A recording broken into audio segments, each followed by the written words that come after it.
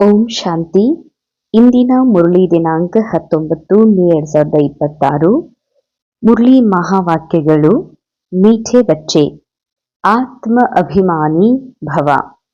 चलते फिरते उठते बैठते यही अभ्यास करते रहो तो तुम्हारी बहुत उन्नति होती रहेगी.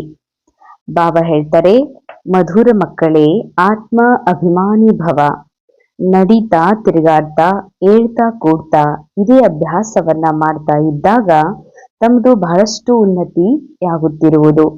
ಬಾಬಾ ಅವ್ಯಕ್ತ ಮುರಳಿಯಲ್ಲೂ ಹೇಳಿದ್ದಾರೆ, ಆತ್ಮ ಅಭಿಮಾನಿ ಆಗೋದು ಅಂತಂದ್ರೆ ಪರಮಾತ್ಮನ ಸ್ಮೃತಿಯಲ್ಲೇ ಇರೋದು ಅಂತ.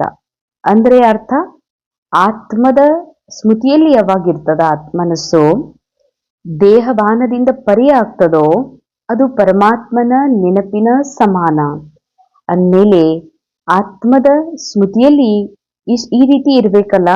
ನೀವು ಭಲೆ ರೋಲ್ನ ಮೂಲಕ ನಡೀತಾ ಇದ್ರು, ಕೂಡ್ತಾ ಇದ್ರು, ಹೇಳ್ತಾ ಇದ್ರು, ಅಭ್ಯಾಸ ಇದೆ ಇರ್ಲಿ, ನಾನು ಆತ್ಮ ಇದ್ದೀನಿ, ನಾನು ನಡೆಯುವ ಈ ದೇಹ, ತಿರುಗಾಡುವ ಈ ದೇಹ ಪಾತ್ರ ನಾನಲ್ಲ, ನಾನು ಈ ನಡೆಯುವ, ತಿರುಗಾಡುವ, ಓಡಾಡುವ, ಕೂಡುವ, ಏಳುವ ಈ ಎಲ್ಲ ಪಾತ್ರದ ಕರ್ಮಗಳಿಂದ ಪರಿಯಾಗಿರುವಂತಹ ಅಕರ್ತ ನಿರಾಕಾರ ಆತ್ಮ ಆಗಿರುವೆ ಎನ್ನುವ ಸ್ಮೃತಿ ಪ್ರಾಪ್ತಿ ಸದಾ ಇತ್ತು ಅಂತಂದ್ರೆ ಬಹಳ ಉನ್ನತಿ ಆಗ್ತಾ ಇರ್ತದೆ ಅಂತಾರೆ ಬಾಬಾ.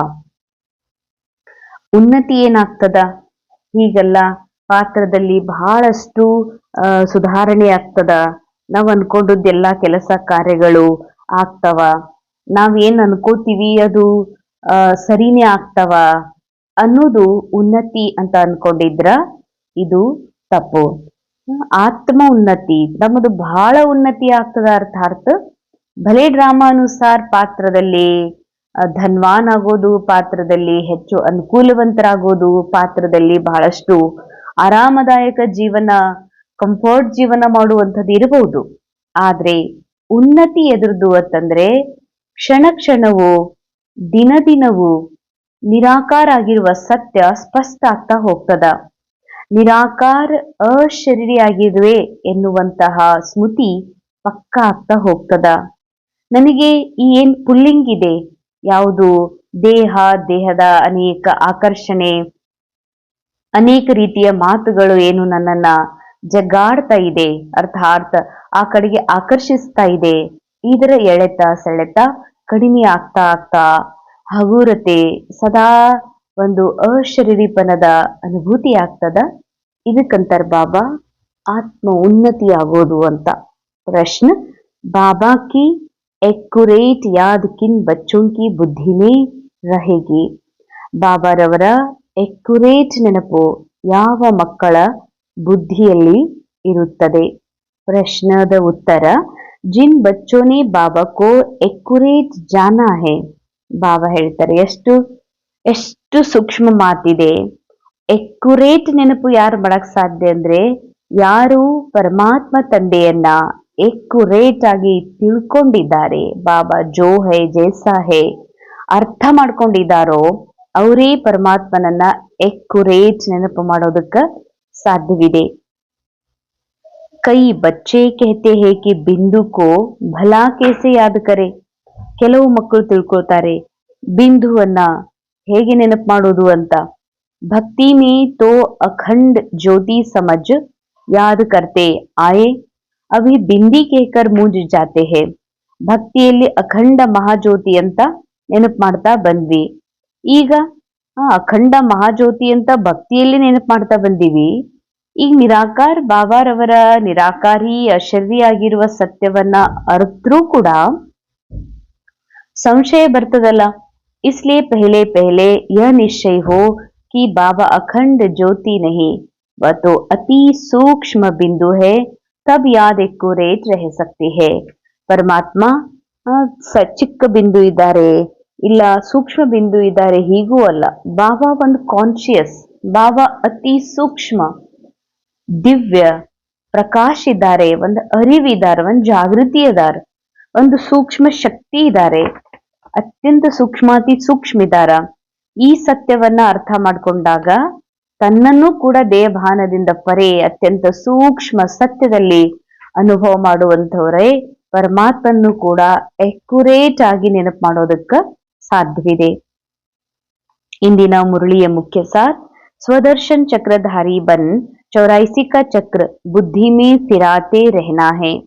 ಸ್ವದರ್ಶನ ಚಕ್ರಧಾರಿಗಳಾಗಿ 84 ಜನ್ಮದ ಚಕ್ರವನ್ನ ಬುದ್ಧಿಯಲ್ಲಿ ತಿರುಗಿಸ್ತಾ ಇರಬೇಕಾಗಿದೆ. ತಿರುಗಿಸ್ಬೇಕಾದವರು ಯಾರು? ಆತ್ಮನ ಈ ಮನಸ್ಸು. ಯಾಕೆ ಅಂದ್ರೆ ಚಕ್ರದಲ್ಲಿ ಬರೋದೇ ಈ ಮನಸ್ಸು. ಈ ಮನಸ್ಸೇ 84 ಜನ್ಮದಲ್ಲಿ ಬಂದು ಕೊನೆಯಲ್ಲಿ ಇದು ತನ್ನನ್ನ ಮನುಷ್ಯ ಅಂತ ತಿಳ್ಕೊಂಡಿದೆ. ಅದಕ್ಕಾಗಿ ಈ ಮನಸ್ಸಿಗೆ ಪುನಃ ತನ್ನ ಮಾಲೀಕನ ಸಮಾನ ಸ್ಥಿತಿ ಅನುಭವ ಮಾಡಬೇಕು ಅಂತಂದ್ರೆ ಸ್ವಯಂನ ಏನೆಲ್ಲ ದರ್ಶನಗಳಿವೆ, ಏನೆಲ್ಲ ಪಾತ್ರಗಳಿವೆ, ನಾಟಕದಲ್ಲಿ ನನಗೇನ್ ಸಿಕ್ಕಿದೆ ಎನ್ನುವಂಥದ್ದು. ಅಂದ್ರೆ ಇಲ್ಲಿವರೆಗೆ ಈ ಮನಸ್ಸು ನಾನೇ ಮನುಷ್ಯ ಅಂತ ತಿಳ್ಕೊಂಡಿದೆ, ಈ ಮನುಷ್ಯ ಎನ್ನುವಂಥ ಪಾತ್ರ ನನಗೆ ದೊರಕಿರುವಂಥದ್ದು. ಇದಕ್ಕೂ ಮೊದಲು ಒಂದು ಪಾತ್ರ, ಅದಕ್ಕೂ ಮೊದಲು ಒಂದು ಪಾತ್ರ, ಹೀಗೆ 84 ಜನ್ಮಗಳ 84 ಪಾತ್ರಗಳನ್ನ ಧರಿಸಿರುವಂತಹ ಈ ಸತ್ಯ ಯಾವಾಗ ಸ್ಮೃತಿಯಲ್ಲಿ ತಗೊಂಡ್ ಬರ್ಲಾಗ್ತದೋ ಅವಾಗ ಅರಿವು ಬರ್ತದ ಈ 84 ಪಾತ್ರಗಳಿಂದಲೂ ಪರೆಯಾಗಿರುವ ಅತಿ ಸೂಕ್ಷ್ಮ ಜ್ಯೋತಿರ್ಬಿಂದು ನಾನಿದ್ದೀನಿ ಅಂತ. ಬೇಹದ್ದಿನ ತಂದೆಯನ್ನ ನೆನಪು ಮಾಡಿ ಬೇಹದ್ದಿನ ಆಸ್ತಿಯನ್ನ ಪಡಿರಿ ಮತ್ತು ಪಾವನರು ಆಗಿರಿ. ಸೆಕೆಂಡ್ ಪಾಯಿಂಟ್, किसी भी चीज की लालच नहीं करनी है, जो मिले उसमें खुश रहना है. रोटी टुकड़ खाना है, बाबा की याद में रहना है. ಯಾವುದೇ ವಸ್ತುವಿನ ಲಾಲಚ್ ಅಥವಾ ಲೋಭ ಅಥವಾ ಇದನ್ನೇ ಬೇಕು ಅಂತ ಇರಬಾರ್ದು ಅಂತಾರ ಬಾಬಾ. ಯಾವುದು ಸಿಕ್ಕಿದೆಯೋ ಅದರಲ್ಲಿ ಖುಷಿಯಾಗಿರ್ರಿ. ಒಂದು ರೊಟ್ಟಿ ಸಿಕ್ಕಿದೆ, ಒಂದು ತುಕಡಿ ಸಿಕ್ಕಿದೆ ಅಂತಂದ್ರ ಬಾಬಾ ಹೇಳ್ತಾರ ಅದನ್ನ ತಿನ್ರಿ ಮತ್ತು ಬಾಬಾರ ನೆನಪಿನಲ್ಲಿರಿ. ಬಹಳನೇ ಗುಪ್ತವಾಗಿರುವ ಗುಹ್ಯ ಮಾತು ಬಾಬಾ ವಿಶೇಷ ಈ ಸಮಯದಲ್ಲಿ ಬ್ರಾಹ್ಮಣ ಮಕ್ಕಳಿಗೆ ನೆನಪು ಕೊಡಿಸ್ತಾ ಇದ್ದಾರೆ. ಈ ತಿನ್ನುವ ಹಪ್ಯಾಪಿ ಎಷ್ಟು ಏರ್ ಬಿಟ್ಟಿದೆ ಅಂತಂದ್ರೆ ಈ ತಿನ್ನುವುದರಿಂದ ತಿಳಿತದ ನಾನು ಎಷ್ಟು ದೇಹಭಾನದಲ್ಲಿ ಇದೀನಿ ಎನ್ನುವಂಥದ್ದು. ಬಾಬಾ ಹತ್ರ ಯಾವ ವಸ್ತುವಿನ ಲಾಲಚ್ ಅಂದ್ರೆ ಇದು ಊಟದಲ್ಲಿ ಇರಬೇಕು, ಇದು ತಿನ್ಬೇಕು, ಇದು ಕುಡಿಬೇಕು, ಹೋಗ್ಲಿ ಇವೆಲ್ಲ ಅದಾವ. ಆದ್ರೆ ಈ ಕ್ಷಣದೊಳಗ್ ಮಾತ್ರ ಅದು ತಿನ್ನುವಂಗಿಲ್ಲ. ಈಗ ಸಿಕ್ಕಿರೋದು ರೊಟ್ಟಿನೇ, ಈಗ ಸಿಕ್ಕಿರುವುದು ಒಣ ರೊಟ್ಟಿ ಅದ ಅಥವಾ ಏನಿದೆ. ಬಾಬಾ ಹೇಳ್ತಾರ ತುಕಡಿ ಏನ್ ಸಿಕ್ಕಿದೆ ಅದನ್ನ ತಿನ್ನೋದ್ ಕಲೀರಿ ಅಂತ. ಇದ್ ನನ್ಗೆ ಸೇರುವುದಿಲ್ಲ, ನನ್ಗೆ ಹೋಗುದಿಲ್ಲ ಅಂತ ಅನ್ನೋದೇ ದೇಹಭಾನದ ಚೆಕ್ಕಿಂಗಿಗಾಗಿ ನಾವು ಯಾವುದೇ ಮಷೀನ್ ಒಳಗೆ ಹೋಗಿ ಚೆಕ್ ಮಾಡ್ಕೋಬೇಕಾಗಿಲ್ಲ. MRI ಮಷೀನ್, ಪೆಟ್ ಸ್ಕ್ಯಾನ್ ಅಥವಾ ಸ್ಕ್ಯಾನರ್, ಅದು ಯಾವುದ್ರದ್ದು ಜರೂರತ್ ಇಲ್ಲ. ಜರೂರತ್ ಕೇವಲ ನಾವು ಮುಖ್ಯವಾಗಿ ಒಂದು ಕಾಮವಿಕಾರ, ಎರಡನೇದು ತಿನ್ನುವ ಉಣ್ಣುವ ಉಡುವ ವಿಷಯದೊಳಗ ಬಾಬಾ ಇವತ್ತು ಖಾಸ್ ಲಾಲಚ್ ಅರ್ಥಾತ್ ತಿನ್ನು ಉಣ್ಣುವ ವಿಷಯದ ಪ್ರತಿಯಾಗಿ ಹೇಳ್ತಾ ಇದ್ದಾರೆ. ಏನ್ ಈ ತಟ್ಟಿಗೆ ರೆಡಿ ಆಗಿದೆ ಅದ್ರೊಳಗ್ ನಾನು ಇನ್ನೊಂದು ವಸ್ತು ಹುಡುಕ್ತೀನಿ ಅಂತಂದ್ರ ಜರೂರ್ ಲಾಲಚ್ ಇದೆ. ಬಹಳಷ್ಟು ತಿನ್ಬೇಕೆನ್ನುವ ಅಥವಾ ಒಂದು ಸರಿ ತಿಂದ್ಮೇಲೆ ಇನ್ನೊಮ್ಮಿಗೂ ಅದೇ ತಿನ್ನುವಂತ ಒಂದು ಸಮಯ ಬಂದಿದೆ ಅಂತಂದ್ರ ಅದ್ ನನ್ ಬ್ಯಾಡ್ ಅನ್ನಿಸ್ತದತ್ತಂದ್ರ ಬಾಬಾ ಹೇಳ್ತಾರ ಅತಿ ಸೂಕ್ಷ್ಮವಾದಂತ ಬಹಳ ಬಹಳ ದೇಹ ಅಭಿಮಾನ ಅರ್ಥಾತ್ ದೇಹದ ಪ್ರತಿಯಾಗಿ, ದೇಹದ ರುಚಿಯ ಪ್ರತಿಯಾಗಿ, ನಾಲಿಗೆ ರುಚಿಯ ಪ್ರತಿಯಾಗಿ ಆಸಕ್ತಿ ಇದೆ. ಅದಕ್ಕೆ ಬಾಬಾ ಹೇಳ್ತಾರ ಒಂದು ರೊಟ್ಟಿ ಟುಕಡಿ ಸಾಕು, ಅದರಲ್ಲೇ ಖುಷಾಗ್ರಿ. ಯಾಕೆ ಅಂದ್ರೆ ಒಂದು ದಿನ ಈ ತುಕಡಿನೂ ಕೂಡ ಸಿಗುವಂಥದ್ದಿಲ್ಲ. ತುಕಡಿನೇ ಸಿಗುದಿಲ್ಲ ಅಂದ್ರೆ ಈ ಜಗತ್ತಿನಲ್ಲಿ ರೊಟ್ಟಿ ಇರ್ಲಾರ್ದಂಗ ಆಗ್ತದಂತ ಹಿಂಗಲ್ಲ. ಈ ರೀತಿ ವೈಯಕ್ತಿಕ ಪರಿಸ್ಥಿತಿ ಬರ್ತದ. ಒಂದು ತುತ್ತು ಕೂಡ ಗಂಟಲಲ್ಲಿ ಹೋಗದಂತ ಅಥವಾ ಒಂದು ತುತ್ತಿಗೂ ಈ ಶರೀರ ಪರದಾಡುವಂತಹ ಪರಿಸ್ಥಿತಿ. ಅದಕ್ಕೆ ಬಾಬಾ ಅಂತಾರ ಯಾವ ತುಕಡಿ ಸಿಕ್ಕಿದೆಯಲ್ಲ ಇದು ಸಾಧಾರಣ ಅಲ್ಲ, ಬಹಳ ಜನ್ಮದ ಪುಣ್ಯದ ಫಲ. ಅದನ್ನು ಬಹಳ ಪ್ರೇಮದಿಂದ ಸ್ವೀಕಾರ ಮಾಡ್ರಿ. ಜೊತೆಯಲ್ಲಿ ಅದು ತಿನ್ನುವಾಗ ಬಾಬಾರ ನೆನಪಿನಲ್ಲಿರ್ರಿ. ಯಾವುದೇ ರೀತಿಯ ಲಾಲಚ್ ಇದು ಹೀಗೆ ಇರಬೇಕು ಅಂತ ಬಯಸ್ಬೇಡ್ರಿ ಅಂತಾರ ಬಾಬಾ. ಆ ಬಯಕೆಗಳೇ ದೇಹ ಅಭಿಮಾನವನ್ನ ಎಷ್ಟಿದೆ ಅನ್ನೋದನ್ನ ತೋರಿಸ್ತದೆ. वरदान सर्व के दिलों के राज को जान सर्व को राजी करने वाले ಸದಾ ವಿಜಯೀ ಭವ. ಸರ್ವರ ಹೃದಯದ ರಹಸ್ಯಗಳನ್ನ ತಿಳ್ಕೊಂಡು ಸರ್ವರಿಗೂ ರಾಜಿ, ಸರ್ವರಿಗೂ ಖುಷ್ ಮಾಡುವಂತ ಸದಾ ವಿಜಯಿಗಳು ಆಗ್ರಿ. ವಿಜಯಿ ಬನ್ನೆ ಕೆ ಲಿಯೆ ಹರೇಕೆ ದಿಲ್ ಕೆ ರಾಜ್ ಕೋ ಜಾನಾ ಹೈ. ಬಾಬಾ ಹೇಳ್ತಾರೆ, ವಿಜಯಿ ಆತ್ಮ ಆಗ್ಬೇಕು ಅಂದ್ರೆ ಪ್ರತಿಯೊಬ್ಬರ ಹೃದಯದ ರಹಸ್ಯವನ್ನ ತಿಳ್ಕೋಬೇಕಾಗಿದೆ. किसी के मुख द्वारा निकलने वाले आवाज से उसके दिल के राज को जान लो तो विजयी बन सकते हो, लेकिन दिल के राज को जानने के लिए ಅಂತರ್ಮುಕ್ತ चाहिए. ಬಹಳ ಗುಹ್ಯವಾಗಿರುವ ಮಹಾವಾಕ್ಯ. ಬಾಬಾ ಹೇಳ್ತಾರೆ ವಿಜಯಿ ಆಗೋದು ಅಂತ. ವಿಜಯಿ ಆಗೋದಂದ್ರೆ ಏನು? ಆ ಕ್ಷಣ ನಾನು ಆ ಪರಿಸ್ಥಿತಿಯ ನೆನಪು ಬರ್ತಾ ಇದೆ ಅಂದ್ರೆ ಒಂದು ಘಟನೆ ಘಟಿಸ್ತು, ಒಂದು ಕ್ಷಣದ ಘಟನೆ, ಆ ಕ್ಷಣ ಘಟಿಸಿ ಹೋಗಿದೆ, ಆದ್ರೂ ಅದೇ ನೆನಪು ಬರ್ತಾ ಇದೆ ಅಂತಂದ್ರ ಫೇಲ್. ವಿಜಯಿ ಅಂದ್ರ ಆ ಘಟನೆ ಘಟಿಸ್ತು, ಸಮಾಪ್ತ ಆಯ್ತು, ಬುದ್ಧಿಯಿಂದನೂ ಹೊರಟೋಯ್ತು, ನಾ ಮತ್ತೆ ವರ್ತಮಾನದಲ್ಲಿದ್ದೀನಿ, ನನ್ನ ಆತ್ಮಸ್ಥಿತಿಯಲ್ಲಿದ್ದೀನಿ, ಆ ಘಟನೆ ನನ್ಗೆ ನೆನಪಾಗೋದಿಲ್ಲ. ಇದಕ್ಕಂತಾರ ವಿಜಯ ಆಗೋದು. ಈ ರೀತಿ ವಿಜಯ ಆಗ್ಬೇಕು ಅಂದ್ರೆ ಎಲ್ಲರ ಹೃದಯದ ರಹಸ್ಯವನ್ನ ತಿಳ್ಕೋಬೇಕಾಗ್ತಂತಾರ ಬಾಬಾ. ಯಾಕೆ ಯಾಕೆ ಅಂದ್ರೆ ಹೇಗೆ? ಅವರ ಶಬ್ದದ ಮೂಲಕ. ಅಂದ್ರೆ ಕೆಲವರು ತಿನ್ನುವ ಅಪೇಕ್ಷೆ, ಕೆಲವರು ತಿರುಗಾಡುವ ಅಪೇಕ್ಷೆ, ಕೆಲವರು ಆರಾಮಾಗಿರುವ ಅಪೇಕ್ಷೆ, ಕೆಲವರು ದುಃಖದಿಂದ ಹೊರಗೆ ಬರುವಂತ ಅಪೇಕ್ಷೆ, ಯಾವ್ಯಾವ ಇಚ್ಛೆಗಳನ್ನ ವ್ಯಕ್ತಪಡಿಸ್ತಾರೆ ಅವರು ಶಬ್ದದ ಮೂಲಕ. ಬಾಬಾ ಹೇಳ್ತಾರೆ ಅವ್ರ ಅವಾಜಿಂದನೇ ತಿಳ್ಕೋಬೇಕು ಅವ್ರ ಹೃದಯದಲ್ಲಿ ಏನು ಅಡಗಿದೆ ಅಂತ. ಅಂದ್ರ ಮಾತ್ರ ನಾವು ಅವರಿಗೆ ಏನ್ ಅವಶ್ಯಕತೆ ಇದೆ ಅದನ್ನ ಕೊಡೋದಕ್ಕ ಸಾಧ್ಯ ಇದೆ. ಈ ರೀತಿ ಪ್ರತಿ ಮಾತಿನಲ್ಲೂ ವಿಜಯ ಆಗ್ಬೇಕು ಅಂತಂದ್ರೆ ಹೃದಯದ ರಹಸ್ಯ ತಿಳ್ಕೋಬೇಕು.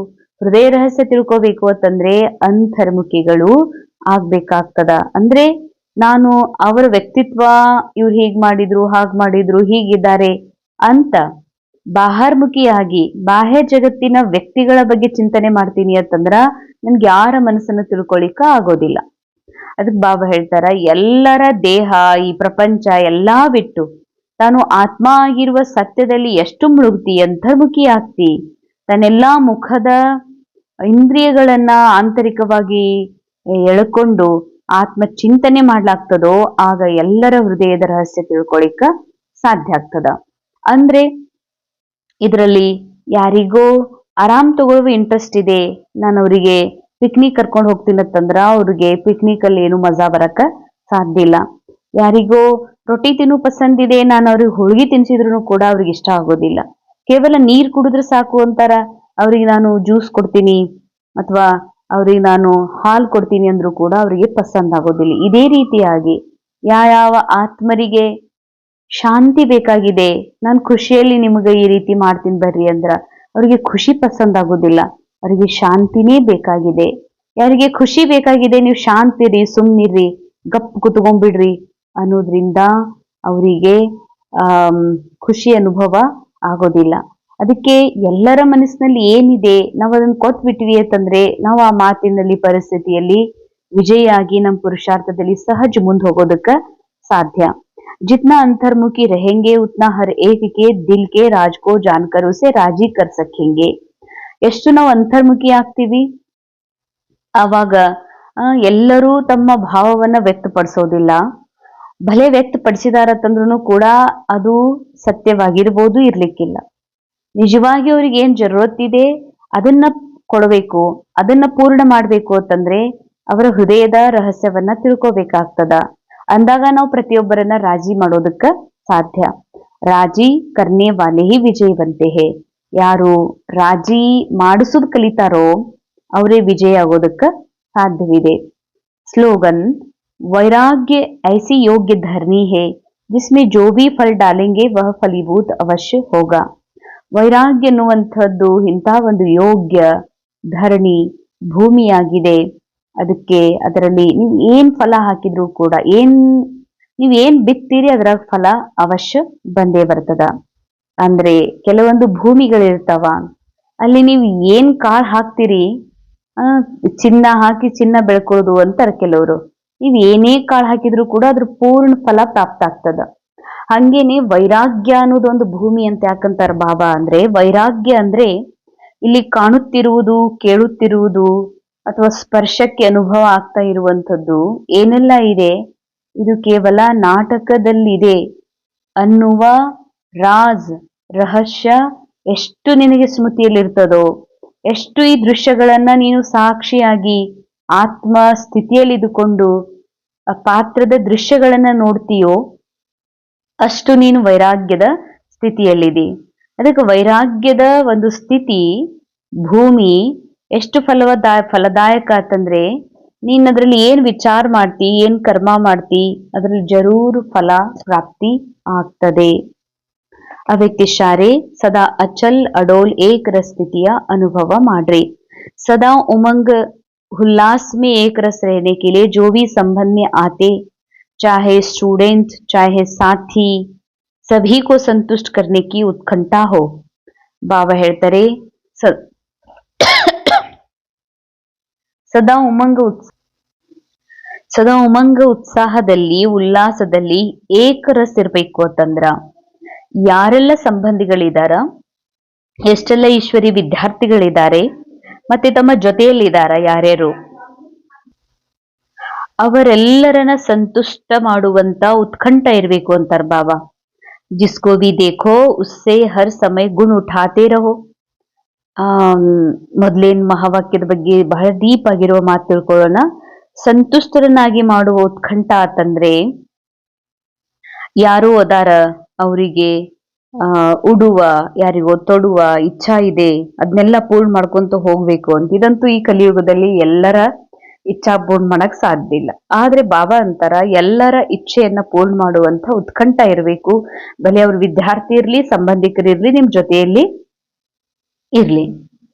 ಸಂತುಷ್ಟ ಮಾಡೋದು ಅಂತಂದ್ರೆ, ಮೊದಲು ಅವ್ರು ಏನಿದಾರ, ಕೆಲವರು ಕ್ರೋಧಿ ಅದಾರ, ಕೆಲವರು ಆಲಸಿ ಬಹಳ ಅದಾರ, ಕೆಲವರು ಬಹಳಷ್ಟು ಸಹಯೋಗಿ ಅದಾರ, ಕೆಲವರು ನಮ್ಮ ವಿಚಾರ ಅನುಸಾರ ಅವ್ರ ವಿಚಾರ ಬೆರೀತದ, ಕೆಲವ್ರು ನನ್ನ ವಿಚಾರದ ವಿರೋಧ ಅದಾರ. ಅವ್ರು ಹೆಂಗದಾರ ಹಂಗ ಸ್ವೀಕಾರ ಮಾಡೋದು ಅಂತ, ಅವ್ರ ಪಾತ್ರ ಹಾಗೇ ಇದೆ ಹಂಗ ಸ್ವೀಕಾರ ಮಾಡೋದೇ ಮೊಟ್ಟ ಮೊದಲು ಅವರಿಂದ ನಾನ್ ಸಂತುಷ್ಟ ಆಗಿರೋದು. ಇನ್ನು ಅವ್ರಿಗೆ ಸಂತುಷ್ಟ ಮಾಡೋದು ಅಂದ್ರೆ ಅವ್ರು ಅದಾರ ರೋಲ್ನಲ್ಲಿ, ರೋಲ್ನಲ್ಲಿ ಏನೇ ಇದ್ರೂ ಕೂಡ ಮೂಲ್ ನಿರಾಕಾರ ಆತ್ಮ ಸದಾ ಸಮಾನ್ ಇದೆ, ಬಾಪ್ ಸಮಾನ್ ಸದಾ ಸಂತೋಷದಾಯಕ ಇದೆ, ಮೂಲ ಆತ್ಮ ಶಾಂತ ಪವಿತ್ರ ಇದೆ ಅನ್ನುವ ಸತ್ಯವನ್ನ ಸ್ಮೃತಿಯಲ್ಲಿ ಇಟ್ಕೊಳ್ಳೋದೇ ಎಲ್ಲರನ್ನ ಸಂತುಷ್ಟರನ್ನಾಗಿ ಮಾಡೋದಾಗಿದೆ. ಹೀಗೆಲ್ಲ ಸಂತುಷ್ಟ ಮಾಡೋದು ಅಂತಂದ್ರೆ ಬಾಹ್ಯ ವಸ್ತುಗಳನ್ನ ಕೊಟ್ಟು ಅವರಿಗೆ ಉಣಿಸಿ ತಿನಿಸಿ ಸಂತುಷ್ಟ ಮಾಡ್ತೀನಿ ಅಂತಂದ್ರ ಯಾವ ಯುಗದಲ್ಲಿ ಕೂಡ ಯಾವ ಮನುಷ್ಯರನ್ನ ಸಂತುಷ್ಟಗೊಳಿಸ್ಲಿಕ್ಕ ಸಾಧ್ಯವಿಲ್ಲ.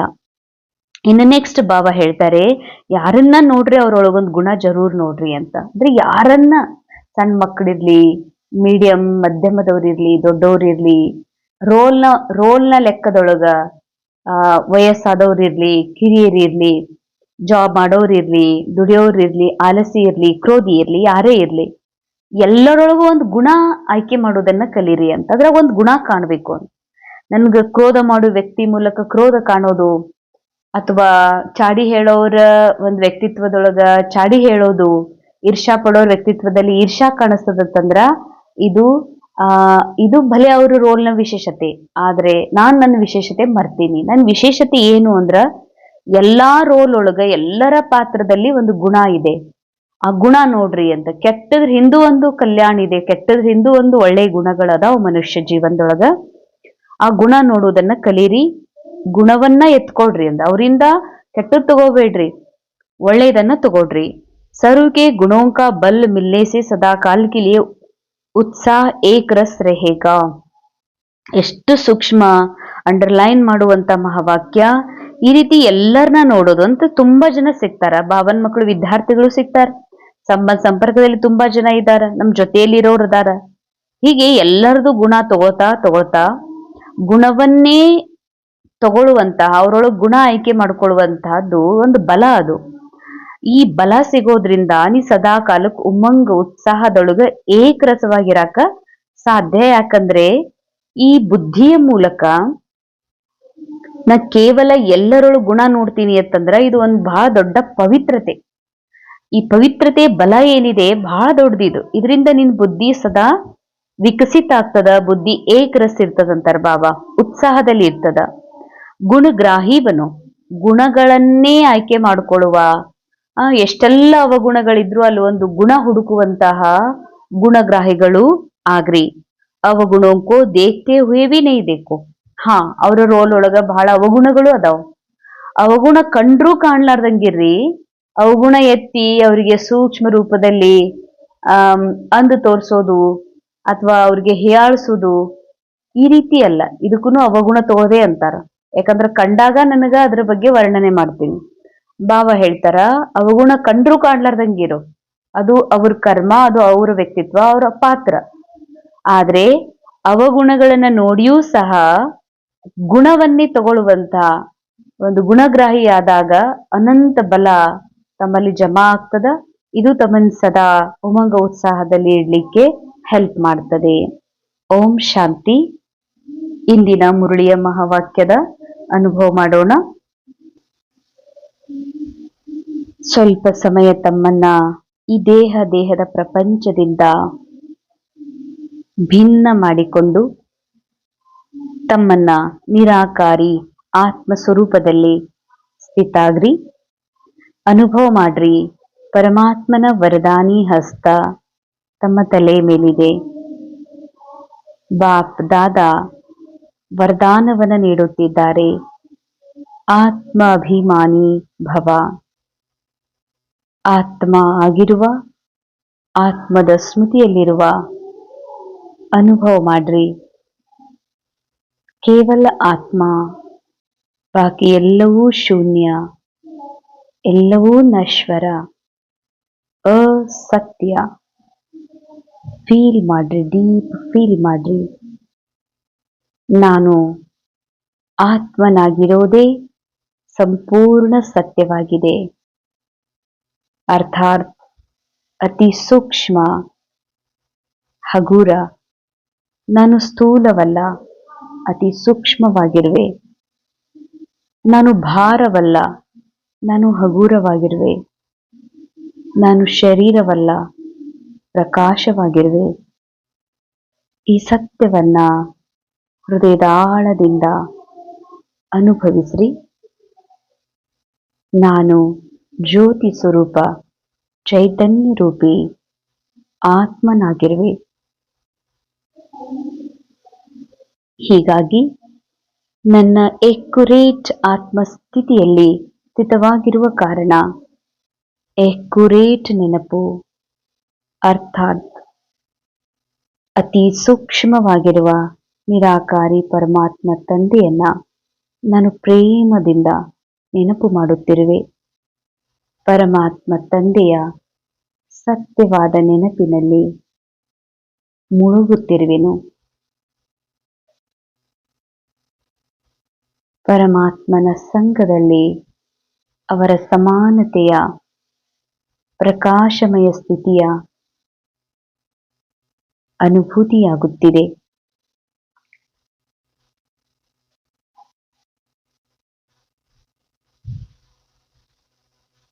ಸದಾ ಮನಸ್ಸು ಅಚಲ್, ಅಡೋಲ್, ಏಕರಸ ಸ್ಥಿತಿಯ ಅನುಭೂತಿಯಾಗುತ್ತಿದೆ. ಯಾಕೆಂದರೆ ಸತ್ಯ ಜ್ಞಾನವನ್ನ ಅರಿತ ನಾನು ಎಲ್ಲ ಪಾತ್ರದೊಳಗೆ, ಎಲ್ಲ ಮನುಷ್ಯ ಜೀವನದೊಳಗೆ ಎಲ್ಲರನ್ನ ಕಾಣುತ್ತಿದ್ದರೂ ನೋಡುತ್ತಿದ್ದರು. ಅವರೊಳಗೆ ಕೇವಲ ಒಳ್ಳೆಯ ಗುಣವನ್ನೇ ಆಯ್ಕೆ ಮಾಡಿಕೊಳ್ಳುವ ದಿವ್ಯ ಬುದ್ಧಿ ಪ್ರಾಪ್ತವಾಗಿದೆ. ಹೀಗಾಗಿ ಅವರಲ್ಲಿ ಏನೇ ಅವಗುಣಗಳು, ದೇಹಭಾನವು ಕಂಡರೂ ಸಹ ನನಗೀಗ ಅದು ಕೇವಲ ಇದೊಂದು ನಾಟಕದ ಪಾತ್ರವೆಂದೆನಿಸುತ್ತಿದೆ. ಅವರೊಳಗಿನ ನಿರಾಕಾರಿ ಪರಮ ಸತ್ಯವು ಸ್ಪಷ್ಟವಾಗಿ ಅನುಭವವಾಗುತ್ತಿದೆ. ಇದೇ ನನ್ನ ಶ್ರೇಷ್ಠ ಗುಣಗ್ರಾಹಿ ಸ್ಥಿತಿಯಾಗಿದೆ. ಓಂ ಶಾಂತಿ, ಓಂ ಶಾಂತಿ.